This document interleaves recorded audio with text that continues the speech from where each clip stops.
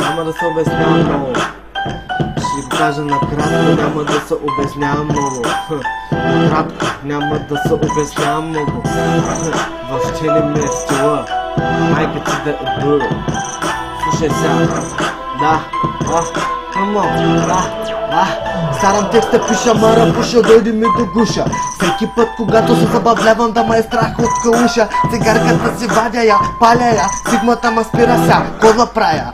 Майка ти шиба ми вика, ще разкатая. Писна ми да си играя, виждам му са края на рая. Почнах да се друсам от интерес и гледам вече в мода се е превърнало днес. Да се с прическа, неделя сутринта да приличаш на болен среска. Продължавайте, малките момиченца ва харесаха. Не така, отивам на парти да танцувам, не да се правя на звезда. Защо така? Няма кой да ти го покаже. Защо така върху себе си всеки лайната маже? И даже да мислиш, че не е така, да се трусаш в месеца един път или два, пак е нещо, пак ти е горещо. Всички ме гледат странно, аз съм с физиономията на Марлон Брандо. Танцувам като командо, въобще не ми е гадно. Това ли е живота? Се питам, танцуваш се по нечия нота и ритъм. И реших да създам моята. Ето я, не предлагам качество, нето количество. Просто слушай я, надрусай са, кажи ми, дали ни е вродено да сме криви.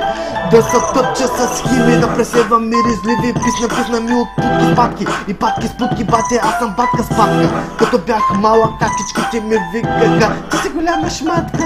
На 21 съм вече, историята ми хич не е кратка. За всички съм някаква загадка. Отвънка съм окей, отвътре гърме като пиратка. Имам рими да напълня от 1000 страници тетрадка.